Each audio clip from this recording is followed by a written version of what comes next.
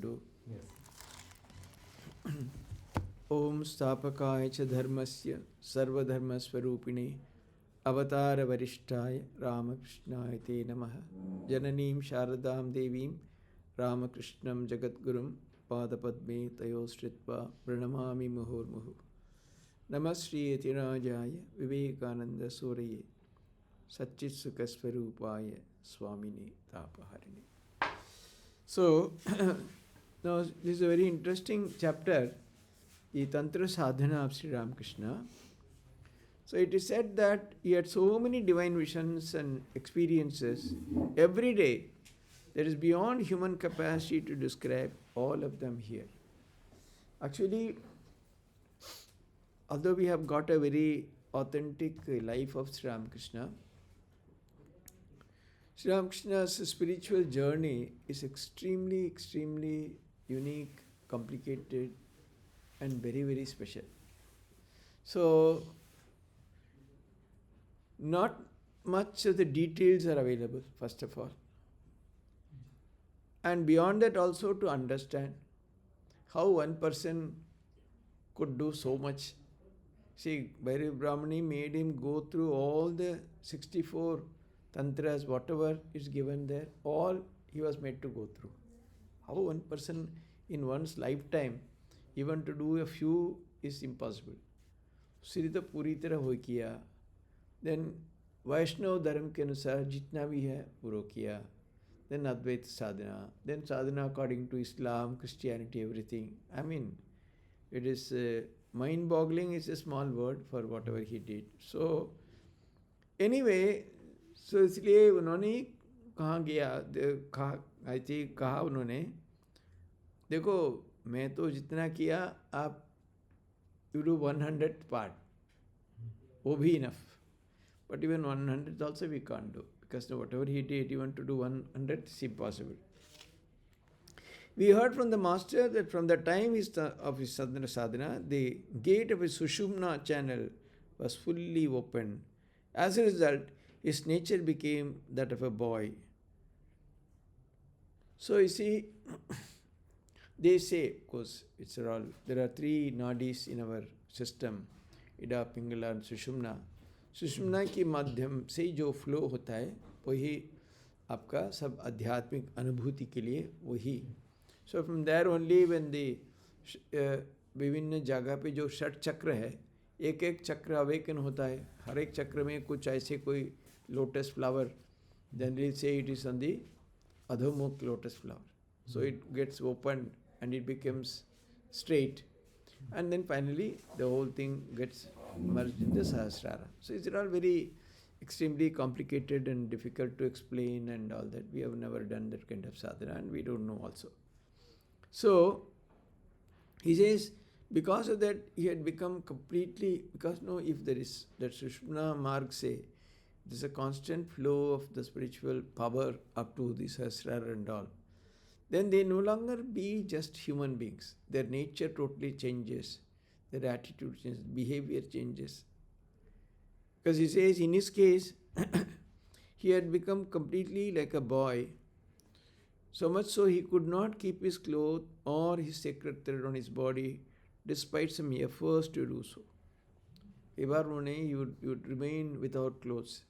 But nobody had, many visitors used to come. Nobody would ever feel that, see, supposing a grown-up person goes without clothes, how would it look odd? But in his case, nobody ever felt, because his nature as a small child was so clear and transparent. Nobody.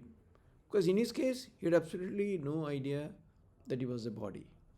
See, why we do all that? Why we need dress? Why we need makeup? Why we need everything? Because our whole mind is completely centered on the idea we are the body. So we want to pamper it, we want to decorate it, we want to show to others how good is my body. But if you completely go beyond the idea you are the body, you will not care. That's what great saints had experienced. When Ramana Maharshi was in this intense period of sadhana, as a 17-year-old boy, he went to that Tiruvannamalai temple. Because initially, wherever he was sitting, youngsters used to throw stones and this and that. He became disturbed. So he went, उसमें अभी भी है वो जगह, मंदिर में एक बहुत ही गहराई से एक पाताल गुह कर.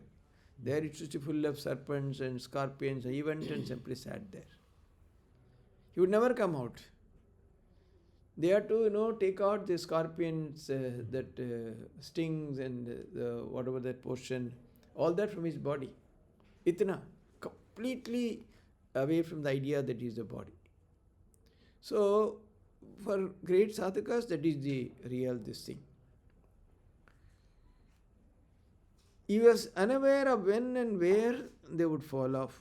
Undoubtedly, this was because his mind was constantly absorbed in the Divine Mother, and he therefore lacked body consciousness. We heard from him many times that he did not discard his clothes intentionally. ऐसे नहीं उन्होंने ये भी एक साधना हो सकता है ना, कोई सोचते हैं ना, I will not wear any clothes because it's a bandhan. Wearing the cloth is also a bondage. So I'll be free from all bondage. There won't be anything to bind me down. So I purposely give up. There are systems, but the Naga sannyasis they're always without clothes only. Jains, there is a sampradaya, Digambar, they move about with. But there it is not because they have completely got into the idea that the body. They want to practice. They don't want to give any credence to body. They want to deliberately do it as a sadhana, that I will not care for my body, I don't care about lajja, grina, everything, I'll be there. But in his case, himself said it was intentional, just like that it happened.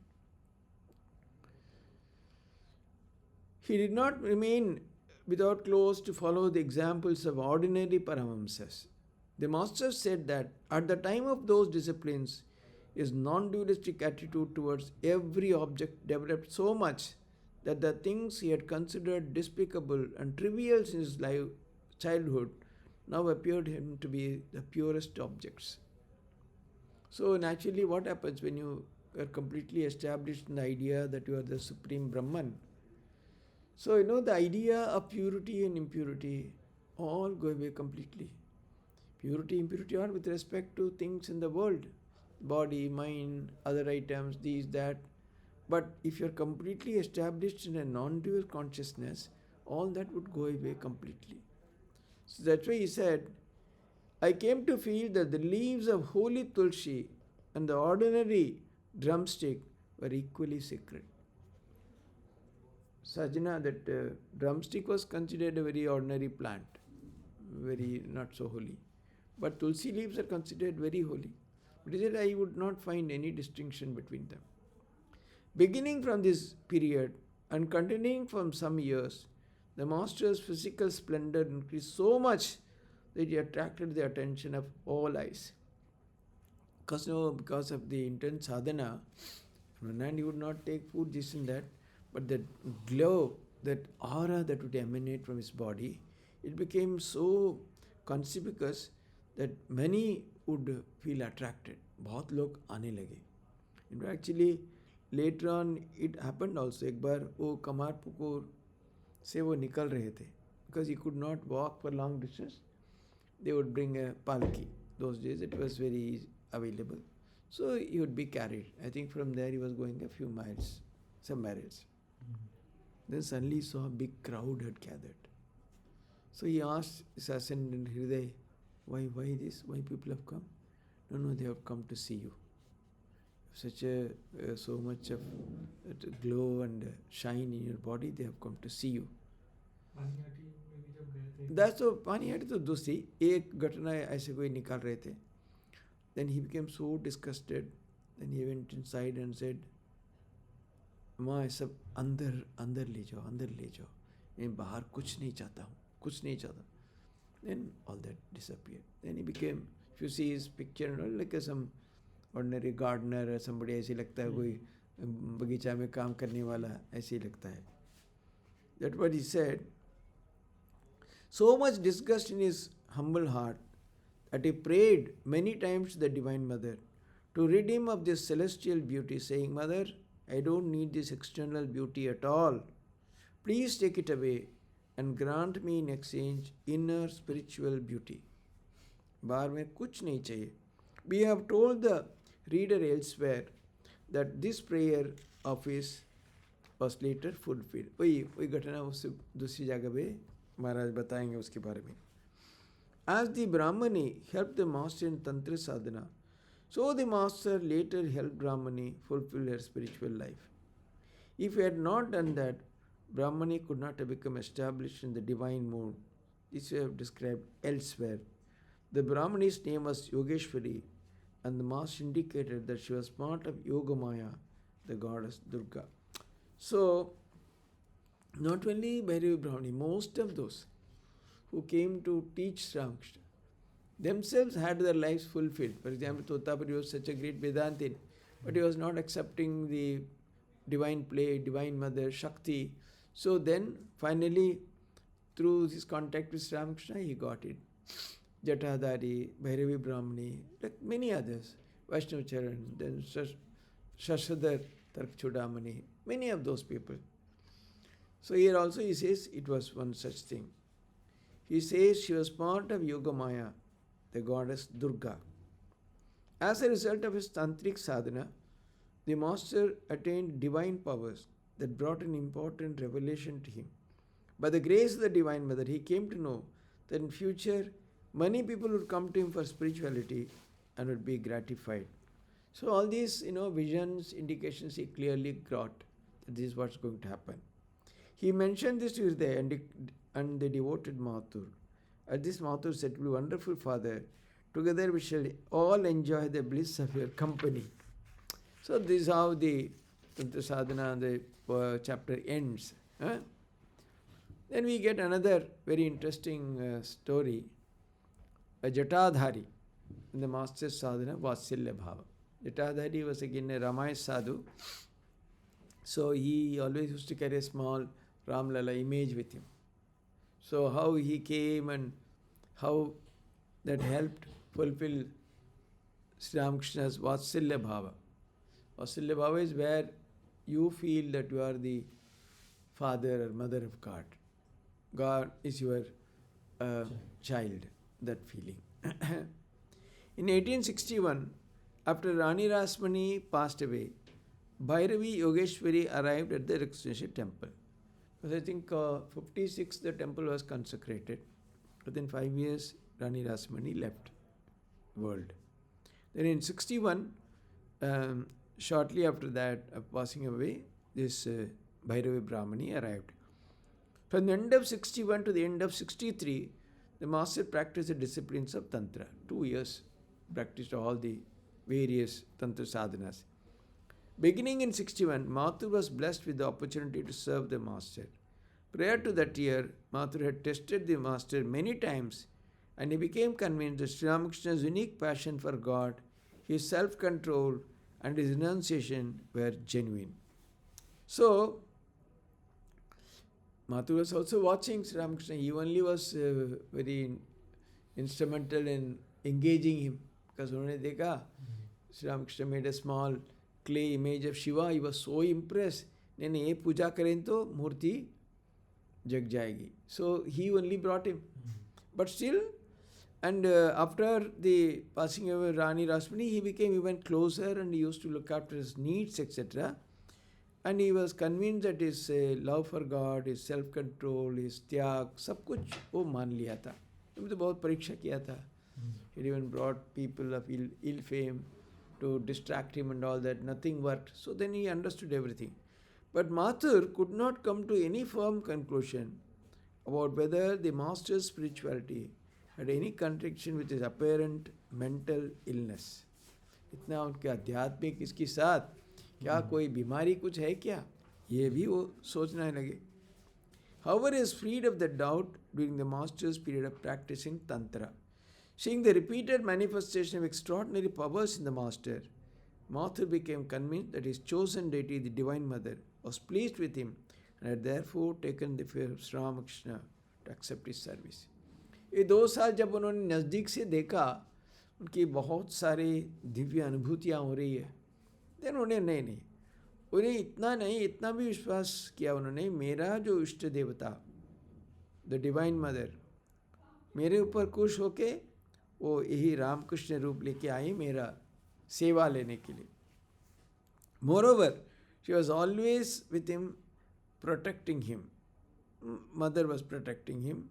She allowed him to maintain his power and authority over the estate and bestowed increasing honor and glory on him as time went on. ये वो विश्वास करते थे माँ की कृपा से ही सब हो रहा है. He enjoyed success in whatever he undertook. With the master's grace, he felt protected by divine power.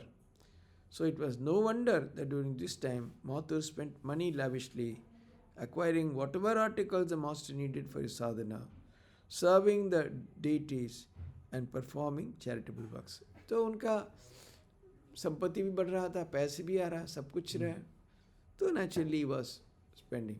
But of course he will come and confide everything to Sri Ramakrishna. गलती भी किया तो एक बार ऐसे कोई जमींदार में they always used to get murders done and all that, कुछ ऐसा कुछ किया होगा, सिर्फ मेरा बचाओ बचाओ करके आया, ठीक है इस बार हो गया अभी मत करो, कि उसमें he saved him also. At the same time, the master's spiritual power gradually became manifest through sadhana. His devoted Mathur correspondingly developed enthusiasm, courage and strength. Depending fully on God, a devotee attains grace and divine protection and feels indomitable strength and zeal. ये तो देखो एक भक्त के बारे में. So naturally, devotees are initially, they are feeling very helpless, weak. मैं कुछ नहीं कर पा रहा हूँ, मेरा नहीं हो रहा है, ऐसे कर. But slowly, if they start developing the idea of surrender to God, then भगवान की कृपा अनुभव करें, शुरू करें.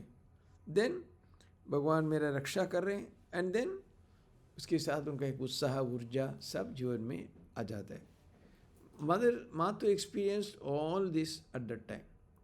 But the worldly and active Mathur was satisfied with serving the master and doing virtuous deeds. He was not eager to explore the inner realm and experience spiritual mysteries. उन्होंने ठाकुर की सेवा करा, वो करता था, और कुछ दान वगैरह. आध्यात्मिक जीवन में फिर गहराई से प्रवेश करना उसका बिल्कुल ऐसा मन नहीं करता था. Nevertheless, Mathur was fully convinced that the master was the source of his strength and intelligence, his only hope, his sole recourse in this life and the next, and the true cause of his worldly prosperity and powerful status.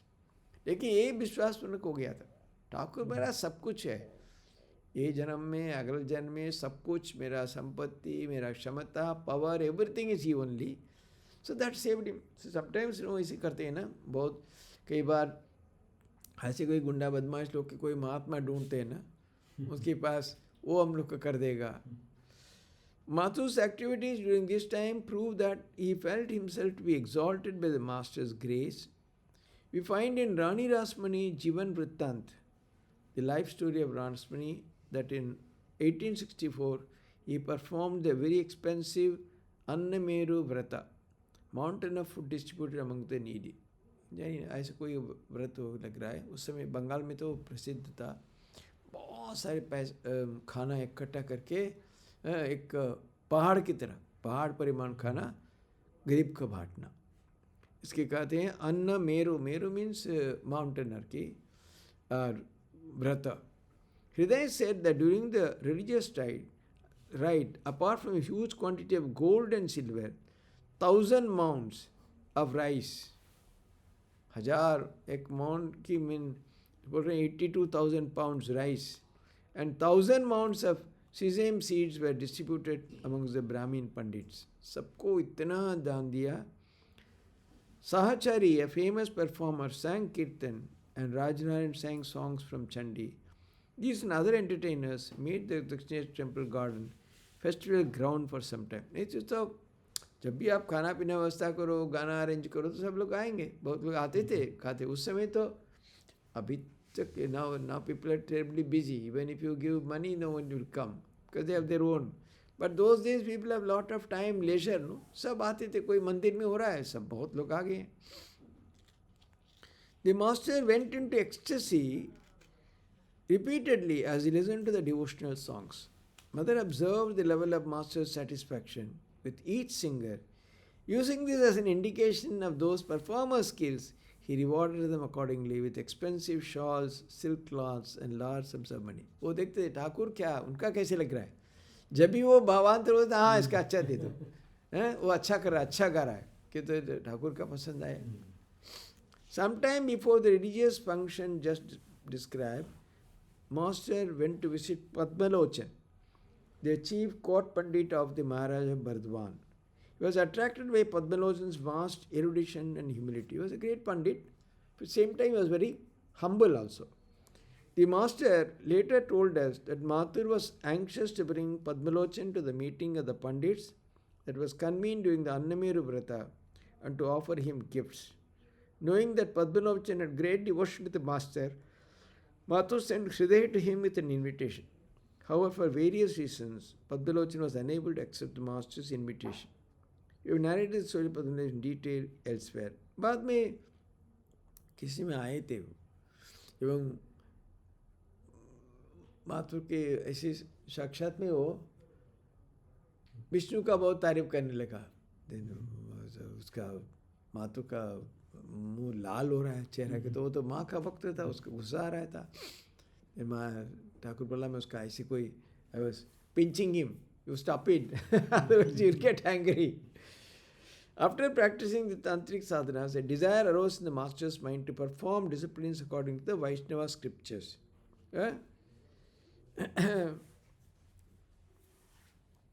So पहले तो उन्होंने एक दास्य भाव, जो हनुमान की भाव पहले उन्होंने अभ्यास किए थे. उस समय उनका was only mostly living on trees, eating fruits etc. एक दास्य भाव उनका हो गया था, बट अभी उसका फर्दर और कुछ दूसरा करने के लिए we identify a few points.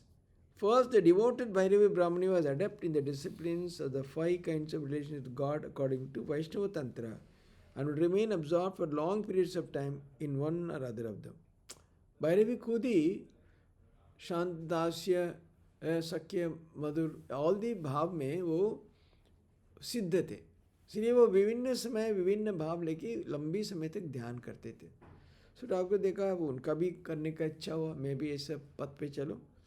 You already mentioned that when she was absorbed in the mood of Yashoda, she considered the master to be Gopala and fed him accordingly.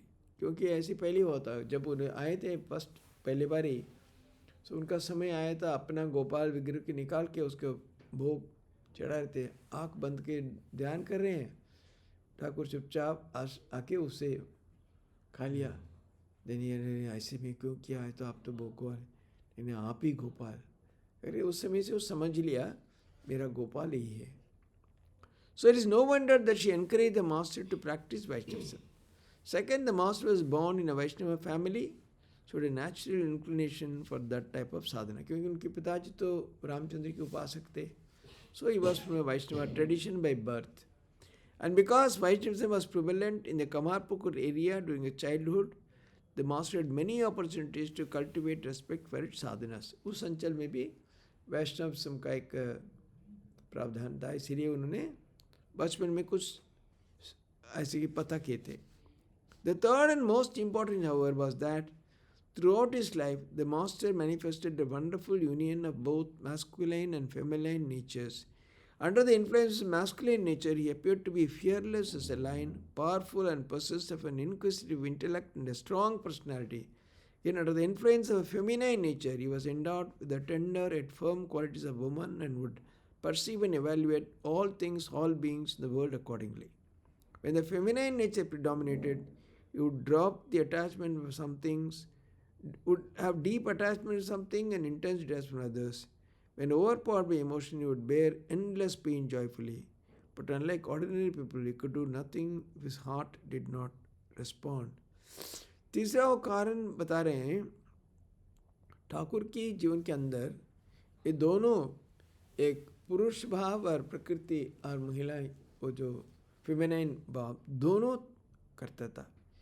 इसलिए तो जब उनके when he was deep in the feminine mood, वो उनका इस समय emotions और बहुत सारे चीज़ होता था. So naturally, I think probably because of his soft nature associated with women, his tendency towards Vaishnava sadhana was also predominant. During the first 4 years of his sadhana, the master practiced different attitude towards God according to the Vaishnava Tantra, such as that of a Dasya, Shanta, Dasya, Sakya, and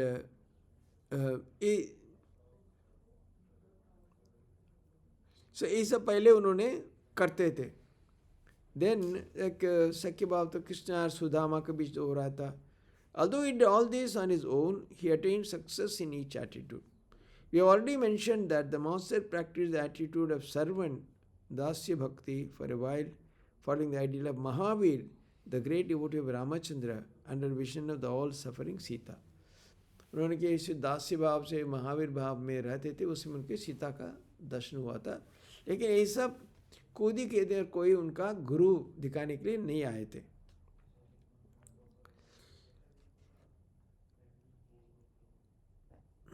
He now concentrated in practicing the attitude of mother for her child and that of lover for her beloved Madhura, two important sadhanas of Vaishnava Tantra.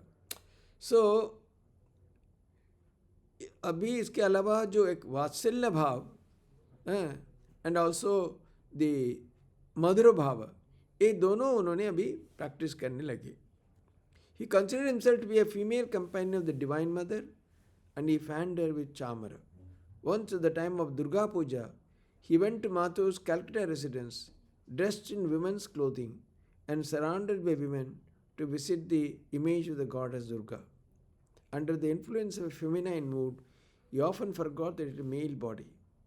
When we began to visit the Master Dakshineshwar, we sometimes noticed the feminine mood in him, but it did not last long as it had during the earlier period. So, एक साधन के समय उनका ऐसे एक उनके अंदर जो फेमिनाइन मूड इतना आता था, वो खुद का एक माँ के जो कंपेनियन, उनका साथी सखी, वो सखी भाव में रहते थे. कई बार ऐसे कपड़ा भी पहनते थे महिला की तरह. एक बार दुर्गा पूजा समय उनका मथुर बाबू का घर भी गए थे. In fact he was fanning the mother. बाद में मथुर पूछा तो कोई बाबा तो नहीं आया. उनके श्री बोले वो आए थे. वो कहाँ थे? वो तो है. अरे मैं तो पता ही नहीं था. You looked like one of your own friends. As there was no need. So बाद में भी बोला, मैं सतमा लिख रहे हैं, बाद में भी जब हम लोग दक्षिणेश्वर जाने लगे उसमें कभी कभी हम लोग देखा था, लेकिन इतने प्रबल जैसे पहले था, इतना स्ट्रांग हम लोग नोटिस नहीं किए. And as there was no need for it because by the grace of divine mother it had become easy for him to stay in any mood at will, masculine, feminine, non-dual. He assumed any of those moods as needed for the good of each new devotee. So उस समय भी वो सब में इतना प्रतिष्ठित हो गए थे.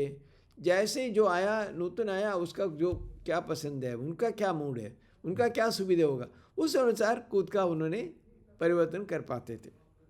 To understand the greatness of the master's sadhana, the reader must reflect upon the extraordinary type of mind that he had from his very birth, how it functioned in day-to-day life, how it reacted to the spiritual tempest that faced him during the last 8 years of his sadhana.